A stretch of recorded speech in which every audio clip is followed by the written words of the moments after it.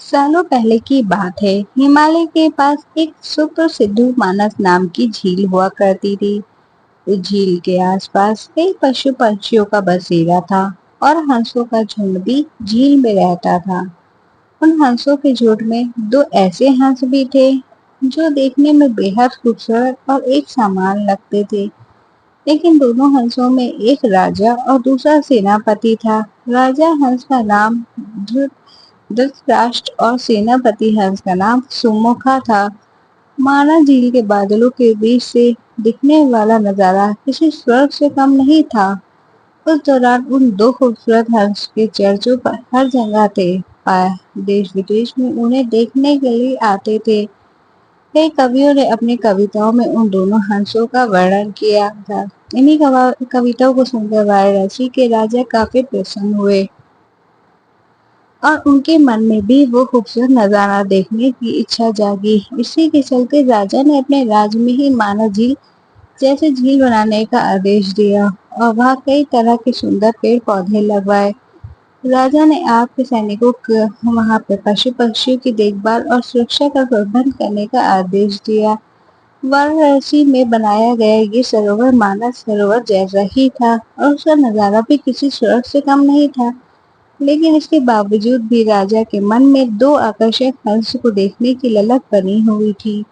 कुछ समय बाद मानस सरोवर के बाकी हंसों ने वाराणसी के राजा के सरोवर जाने की इच्छा जताई।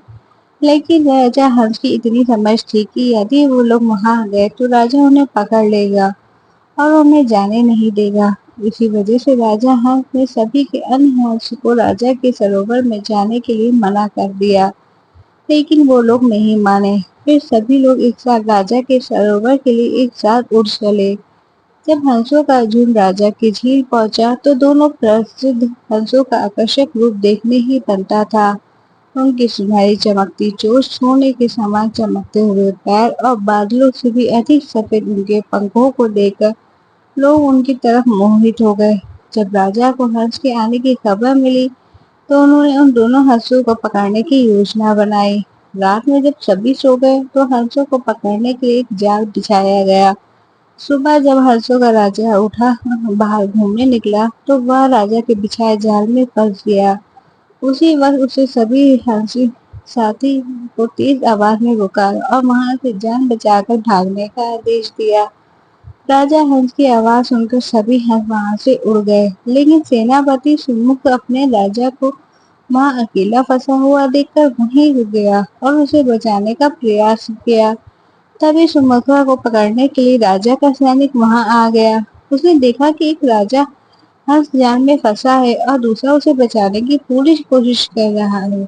सेनापति हंस का अपना राजा के प्रति संपर्क और लगाव देखकर सैनिक बहुत प्रसन्न हुआ और उसने हंसों के राजा को जाल से निकाल दिया। हंसों का राजा जब जाल से छूटा तो वह समझ गया कि यदि राजा को सैनिक की दयालुता के बारे में ज्ञात हुआ तो वह उसे जरूर दंड देगा। इसलिए उसने सैनिक से कहा, हमें अपने राजा के पास ले चलो। राजा हंस की बात सुनकर सैनिक उसे और सेनापति हंस को कंधे पर बिठाकर राज दरबार ले गया। जब राज दरबार पहुंचा तो दोनों हंसों को कंधे पर बैठा देखकर सभी आश्चर्य में पड़ गए। राजा ने इसके पीछे की वजह पूछा तो सैनिक ने सारी घटना सच सच बता दी। सैनिक की बात सुनकर राजा और दरबार में मौजूद सभी प्रभावित हुए। सेनापति हंस की भक्ति और अपने राजा के लिए प्यार देखकर सभी लोगों के मन में उनके लिए प्यार उमड़ पड़ा। इन सब के बाद राजा ने अपने सैनिक को क्षमा कर दिया और दोनों हंसों से बेहद विनम्रता से अपने राज्य में कुछ दिन रुकने का निवेदन किया। हंसों के राजा ने उसकी बात को स्वीकार कर लिया और कुछ दिनों तक यहाँ रुकने के बाद अपने मानस झील वापस लौट गए। इस कहानी से हमें सीख मिलती है।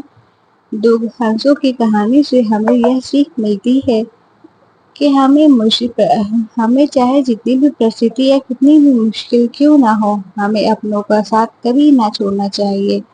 कहानी अच्छी लगी हो तो लाइक शेयर कमेंट करें। चैनल पर नए हो तो सब्सक्राइब करें। Thank for watching.